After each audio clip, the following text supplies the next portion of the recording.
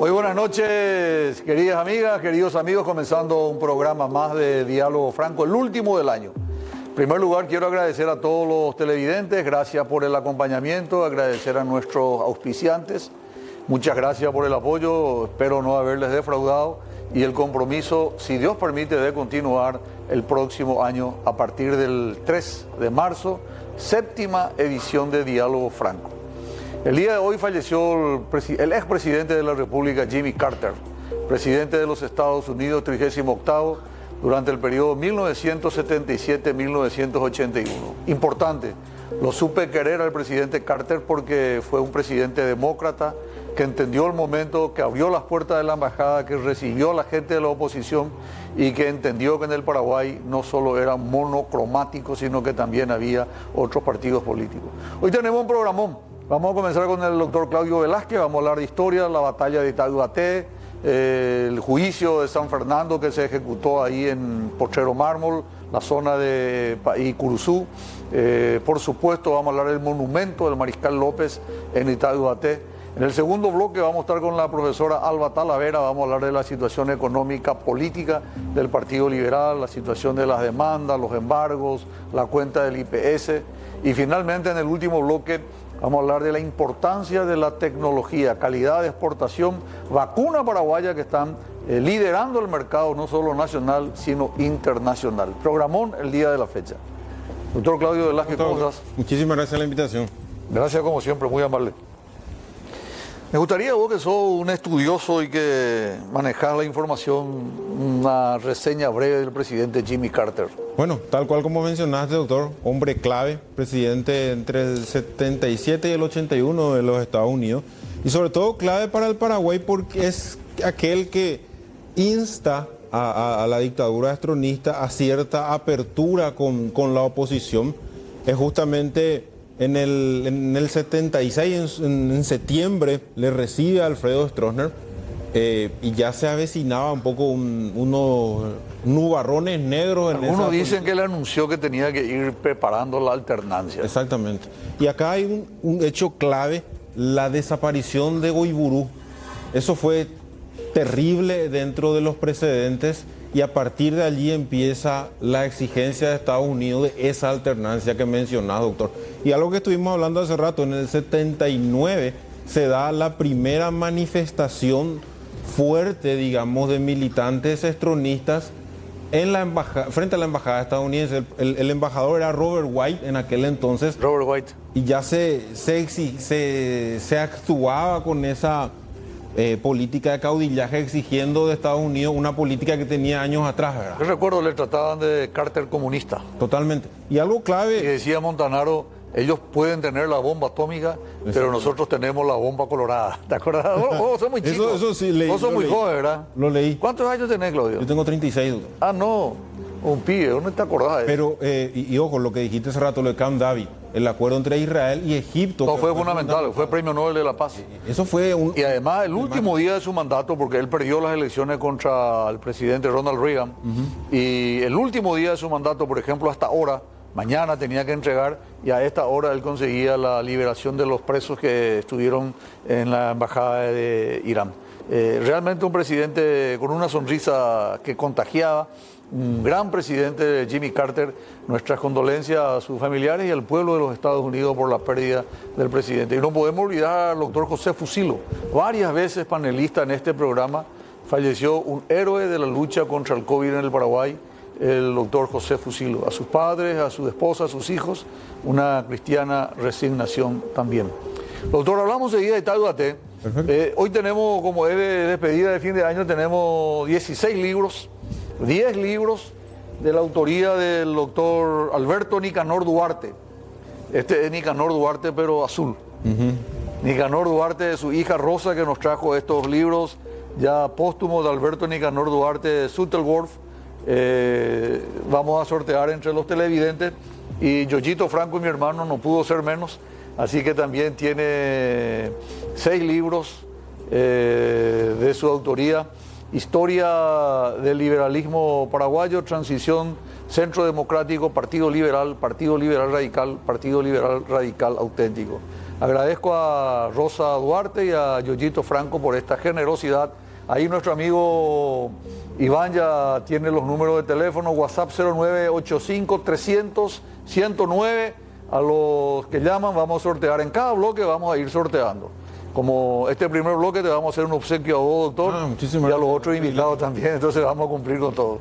Bueno, la batalla de Itaiguaté, los brasileños le llaman Lomas Valentina, importante para nosotros porque significó prácticamente la desaparición del ejército paraguayo. La desaparición como fuerza profesional, hay que tener en cuenta, es una batalla de 7 días, donde 2 días son marcados, el 21 de diciembre y el 27. En este 21 de diciembre, Caxias, comandante de las fuerzas aliadas, hace un ataque por 2 caminos, 2 desfiladeros, y esa situación es aprovechada por el ejército paraguayo para diezmar fuertemente a las fuerzas aliadas, a tal punto que más o menos se calcula en 5.000 las bajas aliadas. Los paraguayos, de parte de ellos, también registran fuertes bajas. Más o menos 5.000 bajas aliadas y 4.000 bajas paraguayas se da ese primer día, el 21 de diciembre. Esto acontece en los campos de Villeta. Acá, este día 21 fue terrible, pero fue una victoria pírrica para los paraguayos, según Tomás Wigan. ¿Por qué? Porque Caxias ese día pretendía tomar por completo el cuartel de Francisco Solano López. El cuartel de López estaba ahí. Llega a 150 metros del cuartel principal de Solano López y es una carga de caballería de los célebres acá Monotí, dirigidos por Rivarola, por Valois Rivarola, lo que frena a los aliados. A las 18 de la tarde, más o menos el 21 de diciembre, Caxias decide suspender los ataques. Por eso se habla de victoria paraguaya, porque finalmente no obtienen ese objetivo inicial de liquidar todo el expediente el 21, doctor.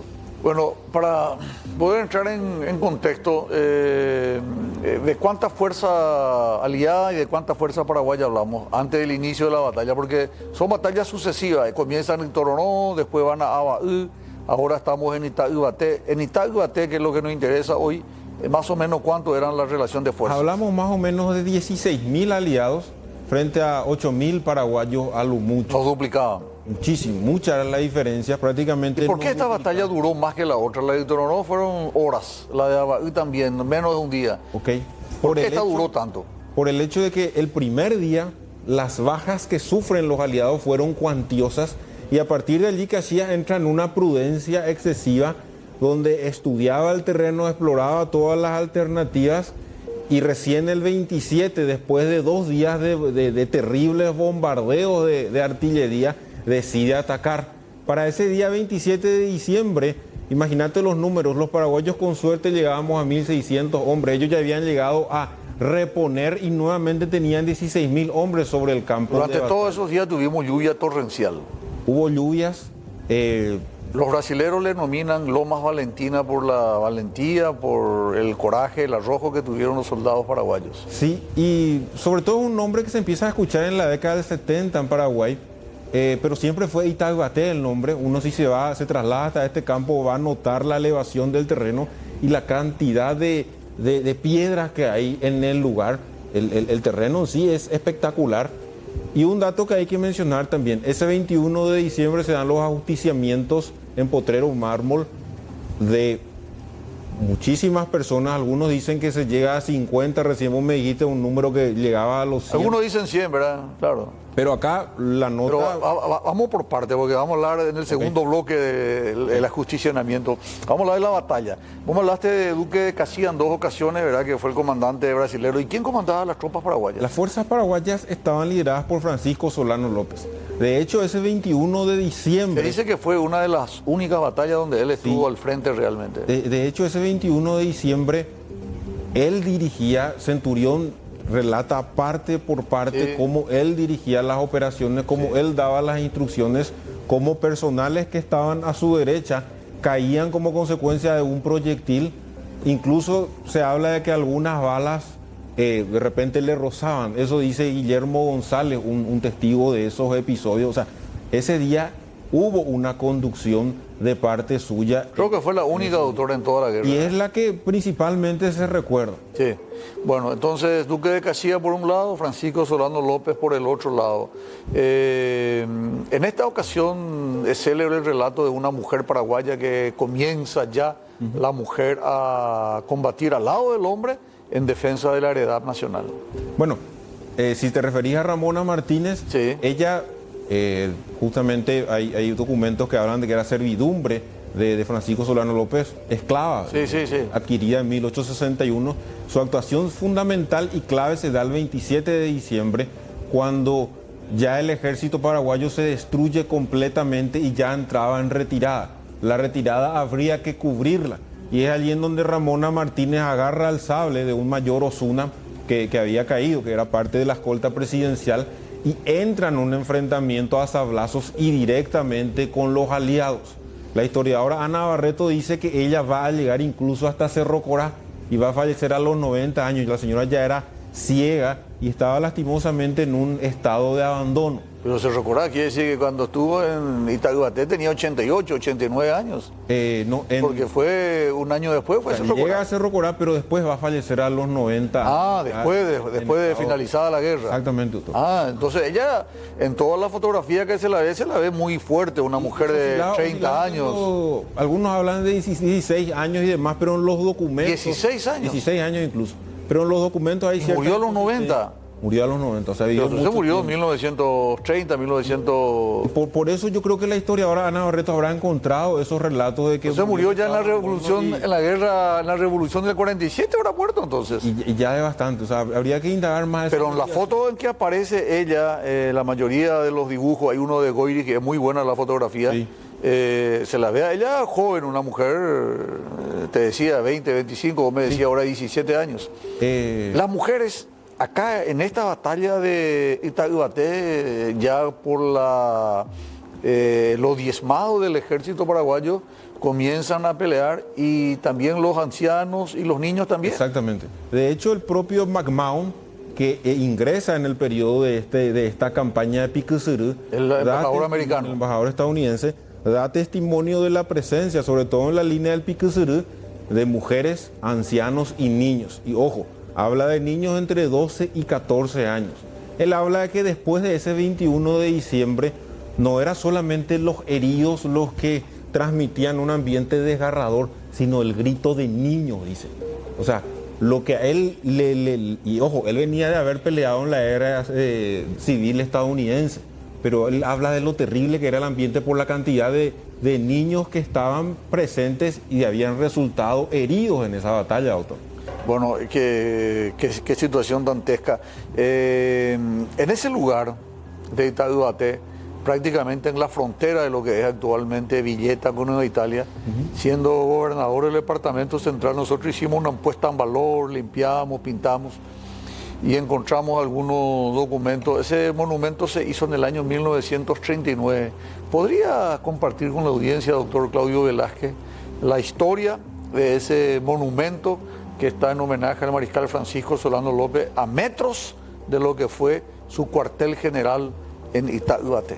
Bueno, ese dato que he mencionado, doctor, es fundamental y de hecho es algo que hay que indagar más y bastante destacado, porque los relatos y sobre todo un historiador local, Antonio Herbert, habla de que la piedra inicial se pone en 1941, o sea, estamos hablando de otra piedra inicial, la que justamente encontraste en aquel entonces, y es demasiado interesante el dato, porque el monumento en sí se inaugura el 21 de diciembre de 1944, o sea, 3 años llevó la construcción de ese monumento y lo inaugura Higinio Morínigo. Ojo, es un monumento que en un 90% se construye con esfuerzo privado y con esfuerzo de la ciudadanía. Héroes de la guerra del 70 y héroes de la guerra del Chaco villetano. Sí.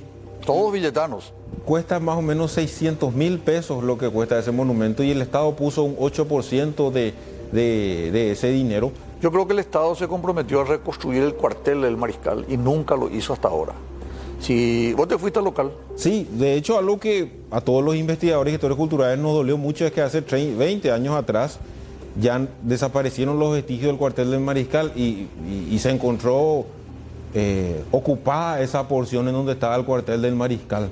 ¿Por qué 20 años? Hace 15 años No. entonces tal vez. Sí, no, yo fui gobernador 2003-2008 y estaba, las bases, la estructura, todo estaba, se notaba perfectamente. Si hoy no vas a encontrar más autos. Ah, ni Nati, qué lástima. Che. Ahí.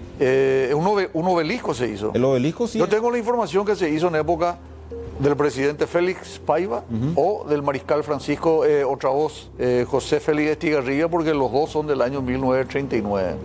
Y se hizo con colaboración fundamentalmente de los ciudadanos de Villeta. La mayoría de ellos, sus nietos, son los que contaron la historia y seguramente van a dar fe y van a llamar o en algún momento. Valdría la pena hacer un poco una recapitulación. Sí. Y con tu participación, doctor, si podemos ir ahí a filmar, porque estoy seguro que mucha gente no conoce el local. Sí, de hecho algo destacado es que hace poco salió, este año sale una expropiación por toda la finca para que pase como una reserva municipal a cargo de la municipalidad de Villeta. Ahí había una problemática enorme con el INDER y había el riesgo de perder la totalidad del inmueble. Y es algo que afortunadamente ya hoy por ley se expropió y estará destinado a una reserva. Esperemos se encamine correctamente, ¿verdad? Nosotros iniciamos, repito, ¿verdad? Un poquito de un comentario. Siendo gobernador, nosotros hicimos que cada 1 de marzo vayan los alumnos de toda Villeta y parte de Nueva Italia a ese lugar. Y se limpió, se puso en condiciones y yo creo que hasta ahora sigue esa práctica de que cada 1 de marzo los alumnos de Villeta y de Nueva Italia asisten a ese lugar. Pero yo estoy seguro que vos le preguntás a alguien de Rocalonso, de Limpio, de San Lorenzo, de Capiatá, y a lo mejor no conocen. Okay. Qué bueno sería ponerlo en condiciones, reconstruir el cuartel, porque es tan alto en la altura que tiene, valga la redundancia, el sitio, que se puede visibilizar el río. Sí, incluso se nota por qué la batalla de Angostura. Sí. Bueno, y volviendo a la batalla, otra cuestión importante acá en la batalla, ya el 27 de diciembre, es que después de las bajas que sufre Caxias, él buscaba tener un protagonismo de parte de solamente del Imperio del Brasil y le dejaba tipo relegado a la Argentina. Pero tanta es la cantidad de bajas que sufre el 21 que se comunica con Gelli Oes, comandante de las fuerzas argentinas, y solicita un refuerzo. Más abajo de ese sitio hay un lugar que se llama Las Palmas, que en algún momento tenemos que ir y descubrir dónde mismo quedaba. Allí estaba la reserva, digamos, de los Para mí Las aliados. Palmas es territorio argentino. Es territorio paraguayo. Yo te apostaría que es argentino. Porque hay es una del lado del comunidad río. hasta ahora que se llama Argentina y forma parte del Chaco. Está en el Chaco. Puede que sea una región un poco grande entonces, pero en los mapas, incluso hay un mapa de la Dicergemil en donde se ve que está en la parte sur. ¿Puedo decir que es Las Palmas, es territorio paraguayo? Sí. Bueno, Caxias después de esta batalla abandona, se da cuenta que ya no tiene sentido la guerra y decide, además creo que le agarró fiebre amarilla y decidió volver al Brasil. El golpe fuerte para Caxias fue el escape de Solano López. Es lo que justamente va a hacer que el Congreso le interpele y le haga la consulta de cómo pudo un ejército, o sea, totalmente destruido, que quedaban 100 hombres, y cómo Francisco Solano López pudo haberse escapado. Por Potrero Mármol. Dice que el héroe fue Patricio Escobar. ¿Puedes contarnos la vuelta de la pausa? Ok, perfecto. Vamos a unos consejos comerciales y a la vuelta vamos a ver cómo logra escaparse el mariscal Francisco Solano López, dónde queda Potrero Mármol, dónde está el famoso Curuzupa y qué pasó ahí en ese lugar donde el proceso de San Fernando termina con la muerte de varios compatriotas paraguayos, entre ellos ministros y hermanos del presidente Francisco Solano López. En esta segunda parte con el licenciado Claudio Velázquez vamos a sortear 2 libros, Recuerdos Entreverados del doctor Nicanor Duarte Sutherland y el libro del doctor Julio César Yoyito Franco, Historia del Partido Liberal. Vamos a pasar los nombres ahí atrás y que nuestro invitado elija, por favor, Iván. Ahí va, Iván. Ahí tenés detrás, por favor. Okay. Sí que me comprometa, paso y elijo. Elegí nomás voy. ¿De acá sentado? Desde ahí, ¿no? Ok. Decir que para y él para ahí. Paramos. Ahí hay una foto de una niña. Foto de una niña, dice. El tercero. 137 terminación. 137 terminación. Allá abajo mismo está, abajo mismo está. Ese. Ahí está. Uno. Después. Entonces ese ya tiene un libro. Es Recuerdo Entreverado. Falta dos. Ok. Dos ya elegimos. Ah, es cierto. Francisco Fernando Falcón y el otro el 137, ¿verdad? ¿Y después el otro? Elegí, doctor. Ok. Ahí hay dos, se le ve a dos chicos. Marria. Ese. El 264-440. Bueno, ese es el libro de Yoyito, Pi. Entonces tiene el libro de Yoyito y los otros dos Encuentro Entreverado. Estos pueden pasar a retirar ya a partir de mañana. Bueno, sin pérdida de tiempo porque si no, no vamos a tener tiempo. Por una cuestión cronológica, primero se produce la masacre,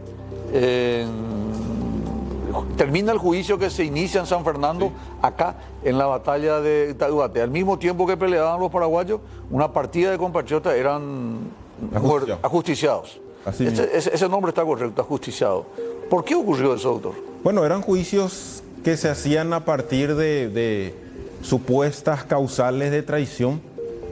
Los juicios de San Fernando, digamos, son una de las mayores polémicas dentro de los episodios de historia del Paraguay mismo, los tribunales de sangre, y quedó un remanente por ajusticiar de San Fernando. San Fernando se había evacuado porque era un terreno muy pantanoso. San Fernando, para que la gente entienda, es más o menos Villafranca, hoy la zona del Tebicuarí en su desembocadura con el río Paraguay, ¿verdad? Exactamente, era un terreno muy pantanoso, se producían muchas enfermedades, entonces se tuvo que evacuar y se subieron más al norte hasta llegar al Piquicirú y hasta instalarse en Itaguate. Y a ese remanente de gente enjuiciada, digamos los más importantes luego, se los termina el 21 de diciembre ejecutando. Y acá hablamos de la máxima autoridad eclesial del Paraguay, Manuel Antonio Palacios, de uno de los diplomáticos más emblemáticos que tuvo el Paraguay, que fue José Verges. José Verges era un intelectual de primera, canciller, fue juez de paz. Era un hombre que te manejaba de leyes, que te manejaba de política y que muchísimo defendió al Paraguay. Hablamos también de Juliana Infram, la que era esposa de Francisco Martínez. Coronel Martínez. Del coronel Francisco Martínez, que justamente... Entre paréntesis, prima con Francisco Solano López. Sí. Porque López es López Infram.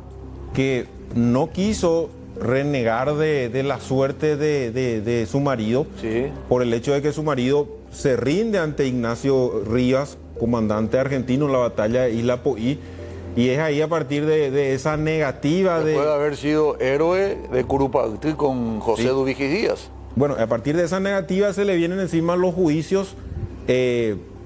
Juliana Ifrán fue torturada, se le hizo 7 veces el cepo uruguayana, se le sacaron las uñas, o sea, hay varios documentos sobre la manera en la que se le tortura a ella hasta que finalmente es fusilada. Fue violada. Fue violada. Fue ultrajada. Llegó a pesar menos de 30 kilos. Y otro se le tuvo a base de agua y de pan, con una hambruna terrible. Benigno López también. Y para terminar, cuando le dice, desista de su marido, ¿cómo es el nombre? Que le niegue a su marido, niéguele a su marido y le salvamos. O si no, le corto la mano, le dice. Y le ofreció el brazo, córteme el brazo. Pero jamás voy a salir en contra de mi marido. Se le aplastó el brazo luego, justamente. Oiburu era el apellido de su torturador. Y él reporta en unos documentos que muchos dicen, muchos cuestionan su autenticidad, pero bueno, finalmente son, hasta hoy en día con documentos no se refutaron esos documentos, que él relata cómo la torturaba a Juliana. El otro fusilado el 21 de diciembre es Benigno López. El hermano. Hermano de Francisco Solano López. Y su cuñado también. Y su cuñado Vicente Barrios. Que era tesorero. Vicente Barrios intenta sacarse la vida cortándose la garganta con una hoja de navaja. Fracasa en eso y bueno, a partir de allí es que empieza todo su juicio y todo su proceso. En agosto de 1868 él ya empieza... O sea, acá fueron ajusticiados ministros del Poder Ejecutivo, hermanos del mariscal, cuñado del mariscal, su prima Juliana Ifrán, el Paí Palacio y otro sacerdote. El famoso Curuzupaí, ¿dónde queda? Queda, camino justamente a Nueva Italia. Hay un camino bastante deteriorado al que hay que girar ya hacia la zona del río. es una suerte de elevación, se le llama Curuzupay justamente porque está el obispo Manuel Antonio Palacios y otros 2 sacerdotes están enterrados, y a partir de allí se instaló en la cultura popular Curuzupay, más allá de que está el ministro y otras altas autoridades. Ahí también está Paulino Alem. Paulino Alem había sido comandante de Humaitá, y dada la terrible situación en la que entraba la fortaleza de Humaitá, él toma la decisión de dispararse en el estómago, fracasa, entonces vuelve a intentar dispararse en la cabeza y tampoco muere, pero queda parapléjico. Entonces después se lo acusa de traidor y se lo termina ajusticiando. Se dice que Alem, pese a su situación, consigue pararse al momento en que iba a ser ejecutado. Y dice, no sabía eso. Yo nunca fui traidor, dice. Yo pensé que estaba sentado él. No, supuestamente hay una versión de que consigue pararse para decir estas últimas palabras sobre que él nunca fue culpable. Tenemos que ir cerrando. Infelizmente esto es para otro programa, ¿verdad? Sí, es bastante extenso. O sea, es que es un tema complicado. ¿Cómo se produce la fuga, el escape de Francisco Solano López? Se produce por la zona sur del campo de batalla. El 26 de diciembre, Gelli Oves ya le recuerda una vez más a Caxias, cubra ese camino, es el único camino o la zona por la cual puede escapar Solano López, y se escapa. En su interpelación, Caxias dice, es imposible en una batalla tan grande controlar todo. Incluso hay militares como Tasso Fragoso que defienden esa versión y dicen, no teníamos mapas, no teníamos coordenadas. Otros hablan de que fue un acuerdo con el gobierno. Otros hablan de que fue un acuerdo para que se lo libera un mayor brasilero de nombre Cunha Matos. Y yo te libero a Cunha Matos, pero vos dejame escapar. Otros dicen que Caxias buscaba que la guerra continúe para que siga viniendo ganado, siga viniendo dinero para el ejército y bueno, siga extendiéndose los contratos a los efectos de la causa guerra. Si es que hubo un contubernio o un favor de Caxias, yo creo que esa versión de extender la guerra por un beneficio económico tal vez sea más cierto, porque Cunha Matos era un mayor. Claro. O sea, era de poca importancia. ¿Qué relevancia es un mayor ante un mariscal que no era tampoco de muy poca importancia, porque un tiempo después los capitanes de la guerra del 70 le hacen el golpe a Pedro II. Y la versión de Cecilio Báez, correligionario suyo, doctor, él dice que McMahon, el embajador estadounidense, es el que va con Caxias. Ellos eran hermanos masones y él es el que actúa como intermediador para que Francisco Solano López se escape. O sea, también pero está López no era masón, López no fue masón. Pero McMahon sí. No, ellos no se llevaban, no se hablaban. Bueno, es la versión de Cecilio Báez. Ellos tenían una posición muy antagónica. McMahon con López eran rivales a muerte. Doctor, te agradezco de corazón. No, a usted, muchísimas gracias. Este libro de Julio César Franco. Excelente, muchísimas gracias. Es un obsequio para que pueda leer estas vacaciones. Y bueno, gracias por invitarme en su último Espera, Claudio, un ratito. ¿Sí? Muchísimas gracias por invitarme acá en su último programa. La verdad que un verdadero honor, más allá de los invitados que están después. Vamos a quedarnos a escucharlo. No, programón. Pero el año que viene armamos bien para explicar el juicio de... Perfecto, vamos a estar atentos. ¿Cómo se produce este ajusticionamiento? Perfecto, doctor. Gracias, doctor, muy amable. A vos, doctor. Feliz año nuevo. Igualmente. Éxitos. Nosotros nos vamos a un pequeño corte y a la vuelta estamos con la profesora Alba Talavera. Vuelta con la profesora Alba Talavera. Ella fue presidenta del Colegio de Contadores del Paraguay, fue durante mucho tiempo jefa de recursos financieros, administradora general del Palacio de López durante 14 meses. Está actualmente como vicepresidenta primero del Partido Liberal Radical Auténtico. Es una de las mujeres que tiene más destaque por su conocimiento, por su capacidad y sobre todo por los logros académicos que ha obtenido durante todo este periodo de tiempo. ¿Qué tal, profe? ¿Cómo estás? ¿Cómo estás? Yo te quiero decir presidente y me quiero acordar de la época del Palacio. Así que te voy a decir presidente. Mira, profe, después de haber sido concejal, intendente, gobernador, vicepresidente, presidente, hoy soy hijo de Dios. ¿Verdad? Y eso me pone feliz. La gente que me conoce y que me quiere, me dice Federico. Así que eso, llamame Federico. Porque si me decís mi amor, se puede enojar tu marido. Entonces dejémoslo ahí. La única que me puede decir mi amor es mi señora. Bueno, antes profe. de nada, agradezco que me hayas invitado, Federico. Me cuesta mucho decir Federico. Yo fui tu contadora en la gobernación, fui directora de Administración y Finanzas, durante 14 meses. Me quiero presentar primero, Federico, ya que estamos hablando, ¿verdad? Nosotros tuvimos 5 auditorías, no sé si vos te recordarás. Auditoría del Poder Ejecutivo, auditoría del Gobierno entrante, auditoría de la Contraloría, también auditoría de la Auditoría General del Palacio de Gobierno, ¿verdad? No hemos tocado un níquel, Federico. Claro. Nosotros nos conocemos todo a través del Google. Hoy en día nosotros para conocernos tenemos que googlear quién es Alba Talavera, quién es Federico Franco, ¿verdad? Entonces es importante que la gente nos conozca, y más en mi caso particular, Federico, de que yo no tengo ningún tipo de techo de vidrio, ¿verdad? Soy una persona que fui ternada para la Contraloría General de la República. Lastimosamente no llegué porque hubo un acuerdo a última hora. Soy catedrática, tengo 4 cátedras, Federico. Tu hijo Freddy, así como también Sebastián, fueron alumnos míos. Así es que tengo con concursos ganados en un lugar en donde hay mucha oposición, ¿verdad? Entonces es importante que nos conozcamos en este contexto para saber quién es Alba Talavera. Ahora voy a hablar un poquitito en esta etapa, voy a hablar de las finanzas del partido. Nosotros, Federico, asumimos el 1 de julio del año 2021. Cuando nosotros asumimos con una deuda de más de 28 mil millones de guaraníes, que estaba compuesto por bancos, financieras, así como también muchos bonos demandados por los propios correligionarios, que eran bonos del año 2018. Como yo manejo la parte contable, entonces me puse a analizar cada uno de los ítems, y lo que más me preocupaba, y todo el mundo que está ahí dentro del directorio y también los funcionarios del partido saben que mi mayor preocupación siempre fue el IPS. ¿Por qué? Porque tenemos personas ya muy delicadas de salud, los cuales necesitan atenciones permanentes. ¿Cuántos funcionarios tiene el partido? Actualmente estaría orillando a los 20 más o menos, creo que la parte. 20 funcionarios. Sí. Y también es importante saber de que nosotros solicitamos varias veces pagar, ¿verdad? Hacer una entrega inicial y pagar por cuota, ¿verdad?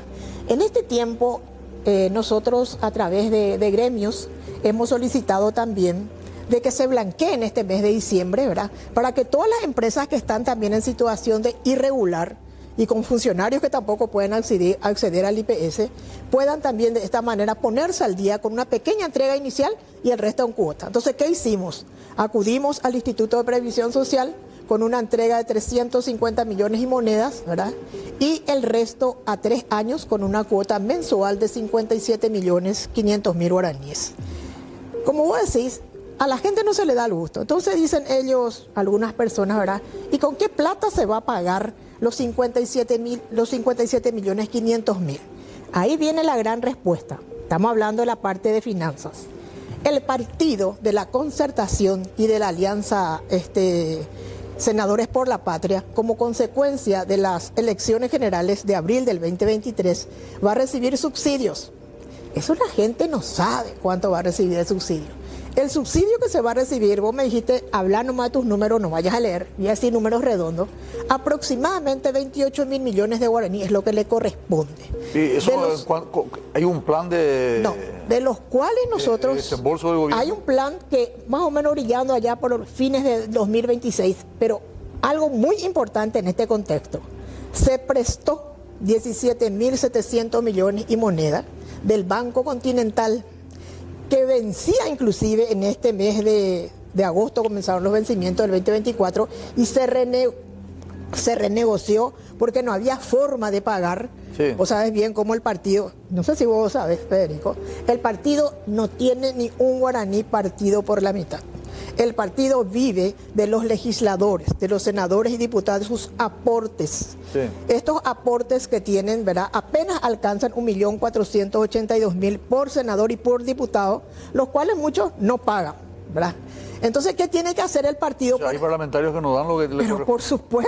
Pero por supuesto. ¿Y por qué no se hace público? ¿Verdad?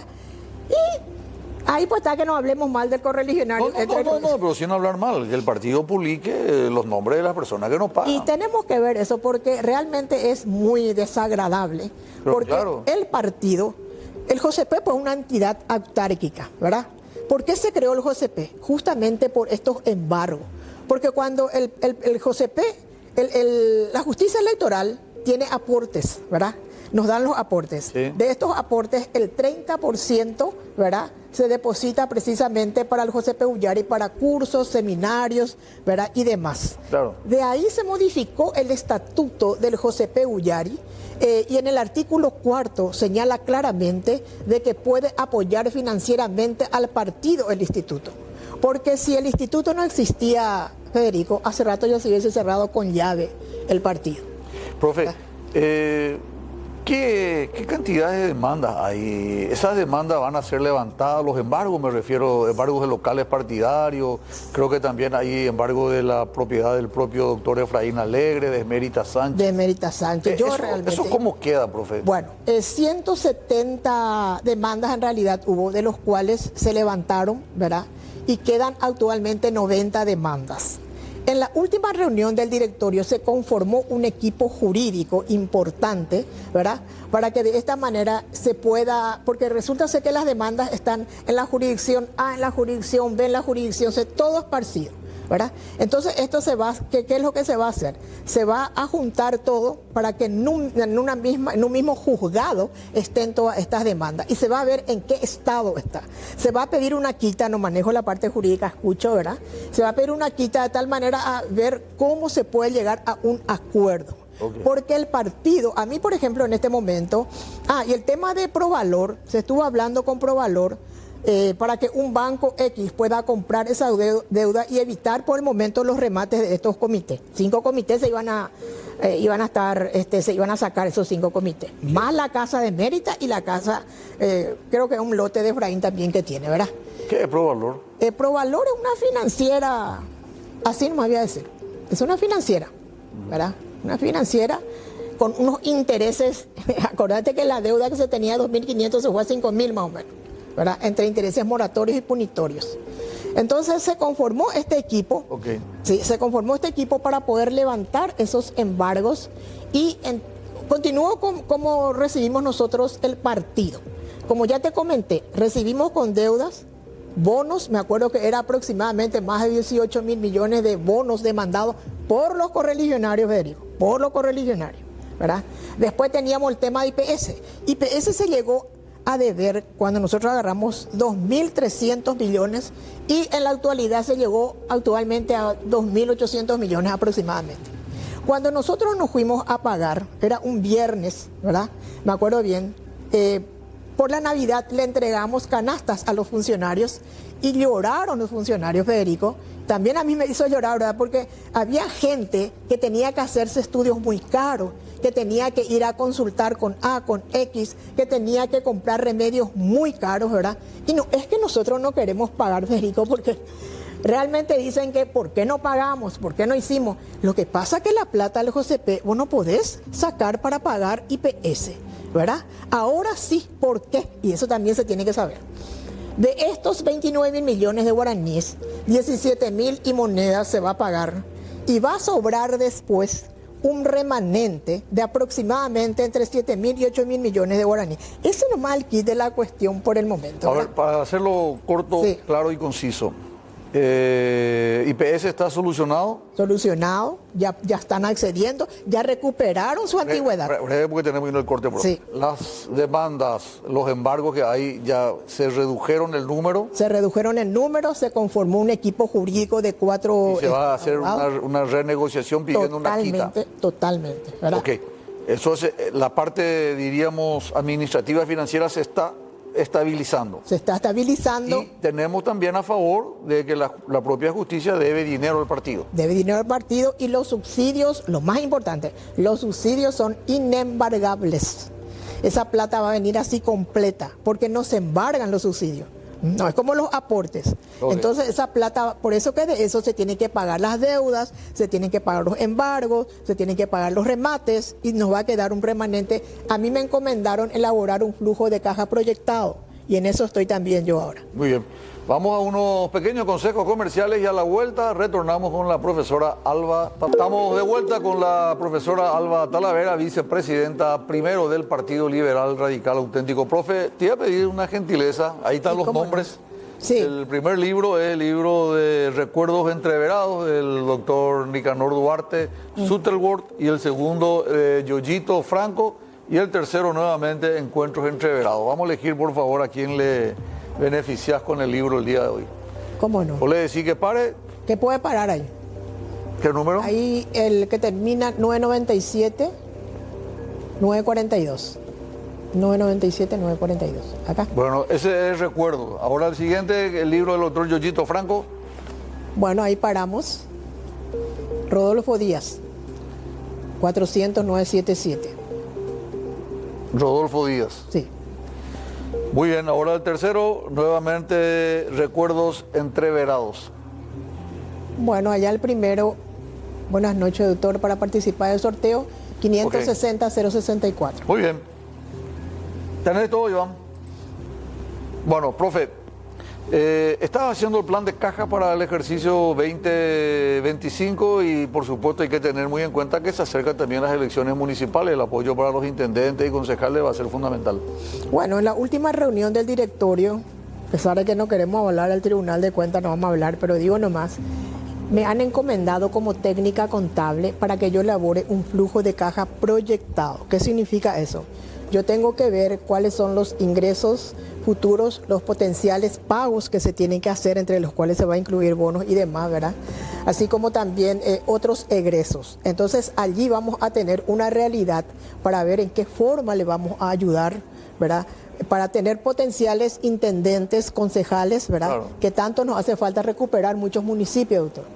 Muy bien, ¿y vos crees que las elecciones internas se van a hacer este año? La verdad que no tengo certeza, pero si es por mí, si vos me preguntás, doctor, yo quiero que se haga. Porque realmente esto ya es acuciante la situación que estamos pasando, de persecuciones y demás. Entonces, si vos me preguntás, hoy me decís, ¿vos querés? Sí quiero que se haga. ¿Vos querés que se haga? Profe, esa cámara es tuya. La gente está al otro lado del televisor, Paraguay, ¿cuál es tu mensaje para el pueblo liberal, profe? Bueno, mi mensaje por sobre todas las cosas, doctor, y una vez más agradeciendo que esta invitación en un programa tan prestigioso como el tuyo, deseo por sobre todas las cosas que volvamos a la unidad, a la fraternidad, al entendimiento entre todos los correligionarios. Por sobre todas las cosas, necesitamos esa paz partidaria, necesitamos esa concordia, esa fraternidad entre todos los correligionarios. Y por sobre todas las cosas, les deseo antes que nada un feliz año 2025 con éxito, con prosperidad, con salud y con amor.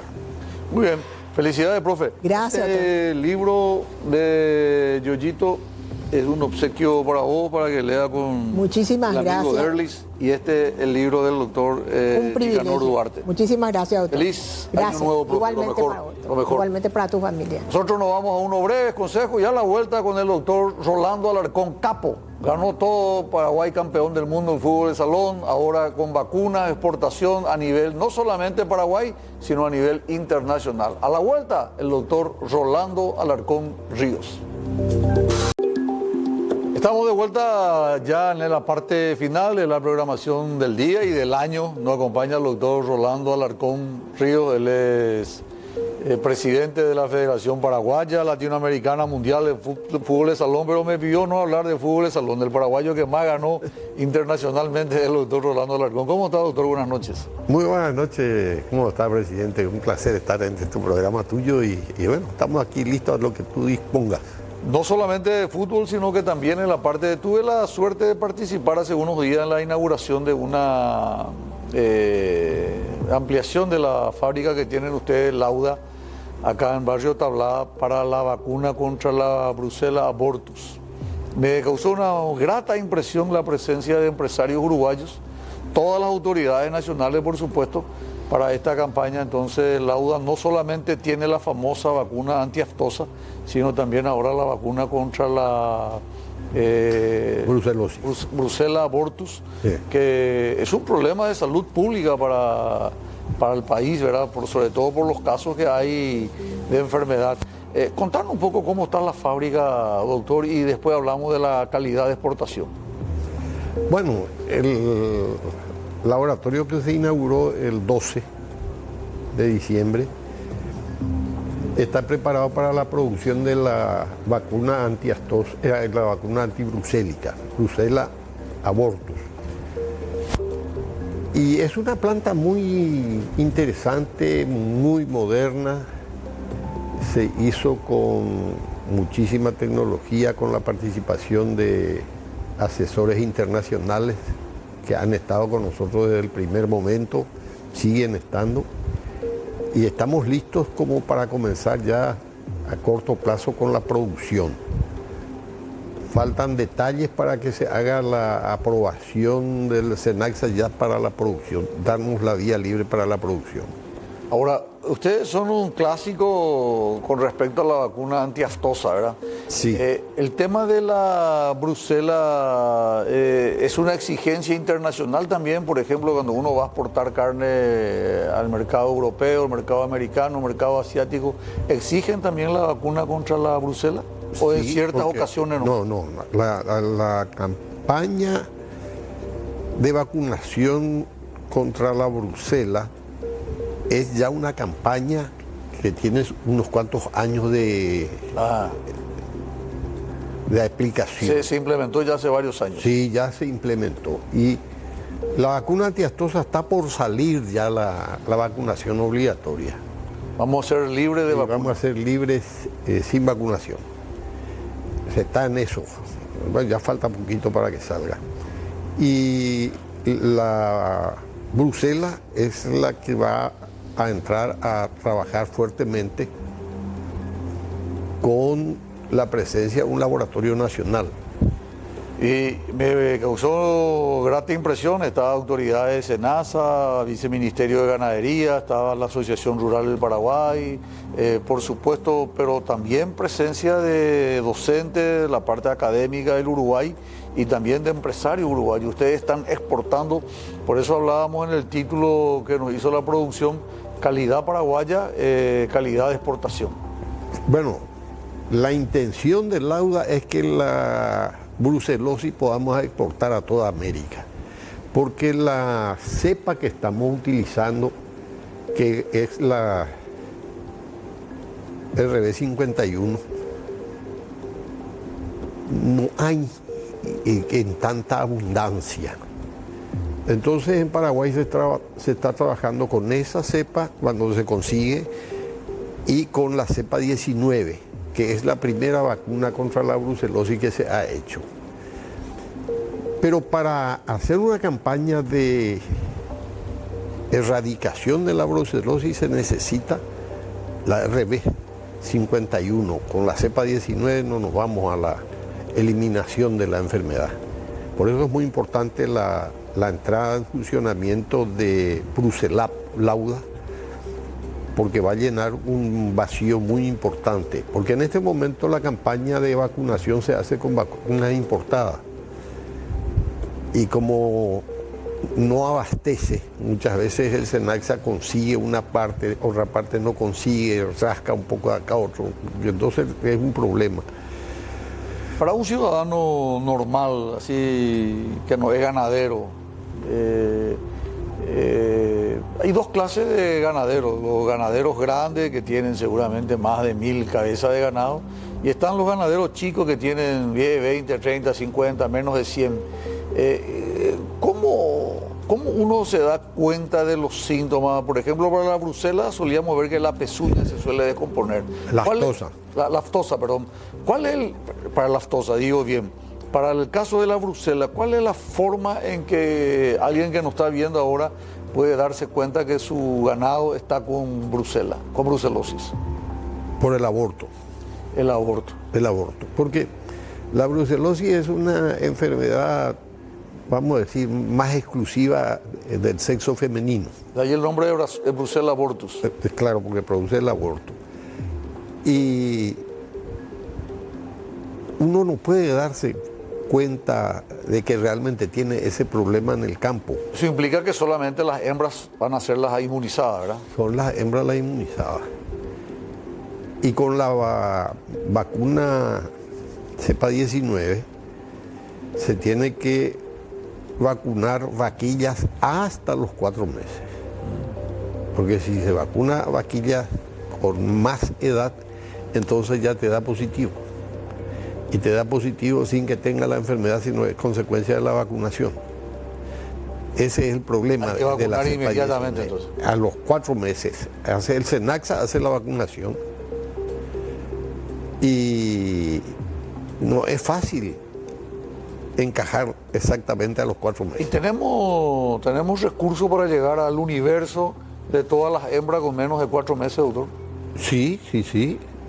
Claro que sí. Hay una institución, ¿cómo que se llama la empresa que depende de la rural? Asoderna, tiene un nombre. Fundasa. Fundasa. Fundasa. Que es la que se encarga de hacer la vacunación. Es la que se encarga de tener todo el tema de la vacunación. Y eso hay que conseguir la- mantener como una vacuna normal en cadena de frío. ustedes En cadena producen, de frío. Y ya, Igualmente cadena de frío como la fiebre aftosa. exacto. Y la distribución se hace no de un tambero. Yo soy un tambero, por ejemplo, yo no me voy y compro de una veterinaria, sino que es la rural la que me hace la vacunación. Fundasa. Fundasa, Fundasa es la que hace la a vacunación. través de la rural. Lógico, una O entidad. sea, sector público y privado. SENASA, que es la institución pública, Sí. rural, que es la asociación privada, se ponen de acuerdo y ellos planifican para que todo el universo, todo el hato ganadero femenino menor de 4 meses puedan ser inmunizados. Así mismo. Así mismo. ¿Y cómo llegamos al nivel de exportación, verdad? Porque Paraguay, de un tiempo a esta parte, yo conozco como médico, ¿verdad?, que muchos productos farmacéuticos son también exportados a países vecinos. Ahora con el tema de vacunas, ustedes lauda hace rato están exportando y ahora también esta, la antibrucelósica. Y esta la hacemos con esa intención de exportación. Y Argentina, Brasil también, me enteré. Y en todos los lugares que requieran de nuestra vacuna. Pero el llegar a Brasil y a Argentina es medio era una utopía, ¿verdad? Bueno, ¿para qué querer venderle a Argentina y Brasil solamente? Tener todos los demás países después para ofertar tu producto. Sí, pero me refiero a la cantidad, la No, cantidad de no, ganado. porque también la cantidad que puede producir el laboratorio no es muy grande. Ajá. No es muy grande. Entonces sería sobre la zona vecina. Claro, la zona vecina que nosotros ya tenemos pedidos ya de países amigos que lo único que quieren es que salga la vacuna que quieren llevar. Me imagino. Estamos así que con mucho optimismo. ¿Por qué el nombre de Lauda? ¿Qué es Lauda? Lauda es una empresa que nace en el año 1956, conformada por profesionales que estuvieron estudiando en la Universidad de Montevideo, Uruguay. Allí estaban argentinos, paraguayos, uruguayos, inclusive algunos europeos. Y bueno, estos jóvenes, una vez recibido lo que quisieron es montar empresas para producir medicamentos. Y se juntan paraguayos, argentinos y uruguayos fundamentalmente y se forman 3 laboratorios. Para empezar, ese era el sueño. Y por eso se llama Lauda, que quiere decir Laboratorios Unidos de América. Ahí está el Lauda, Laboratorio Unido de América. laboratorio. Que ver con Niki Lauda, ese piloto de Fórmula 1. Nada que ver con Niki Lauda. El tema es que se había formado primero Lauda Argentina, que era Lauda Sociedad Anónima, y entonces al formarse la Lauda Paraguaya se le agregó la P, de ahí, por eso es Lauda SAP, que es Sociedad Anónima Paraguaya. Siempre me llamó la atención, Sociedad Sí. Anónima Paraguaya. Es una de las poquísimas sociedades anónimas que tienen La P. el agregado de la P. Debe ser la única. Y yo creo que sí. Sí, debe Yo ser creo la que sí. única. Pero está allí la razón de ser. Y hace años que ustedes están dentro de este rubro, doctor. Están siempre ahí en la zona de Tablada, ¿verdad? Sí, sí, sí. Lauda inicia su primer laboratorio de producción. No sé si sabes dónde está la capillita esa ahí del barrio. No. Ahí, media cuadra antes de llegar a Lauda. Sí, sí, conozco. Mano derecha. Sí, conozco. Una capilla. Ahí funcionaba Sí, el sí. laboratorio de Lauda, que era de la Copacar. La propiedad era de la Copacar. Compañía Paraguaya de Carne. Sí. Y bueno, entonces nosotros alquilábamos. Después Lauda compra ahí en la esquina 4 terrenos. Esa era toda la propiedad de Lauda, 4 terrenos. Después fuimos comprando todo lo que venía, compramos hasta donde pudimos. Tienen 2 o 3 mensajes ya. No, falta espacio. Pero compramos todo lo que se fue ofreciendo. Tenemos que irnos a un corte. A la vuelta del corte te hago ya la pregunta, doctor. ¿Cómo podemos ser paraguayos exitosos y tener calidad de exportación? Porque siempre nos reclamamos de que nos invaden del mercado extranjero al Paraguay y sin embargo nosotros a veces no tenemos esa capacidad de exportación. ¿Cómo se puede ser exitoso en el fútbol, exitoso en la profesión? A la vuelta de este corte nos aclara el doctor Rolando Alarcón. Parte final de la programación del día de la fecha, estamos con el doctor Rolando Alarcón. Doctor, te pido una gentileza, nos quedan 3 libros de recuerdos entreverados de Alberto Nicanor Duarte Sutherland y un libro de historia del liberalismo paraguayo de Yoyito. Vamos a pasar inmediatamente a sortear y me gustaría que nos ayude a elegir a ver quiénes van a ser los beneficiados del día de la fecha. 3 libros, recuerdo entreverado y 1 historia del liberalismo. Si paramos ahí. El 249, terminación 249, está ahí. Después, terminación 206. 206 lleva el libro Historia del liberalismo y los últimos 2, recuerdo entreverado. 2 faltan. 206 está ahí. 577.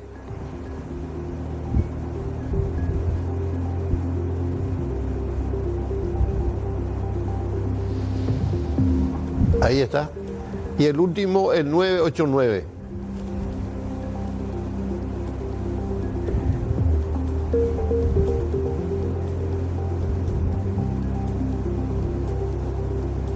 Muy bien. Hey.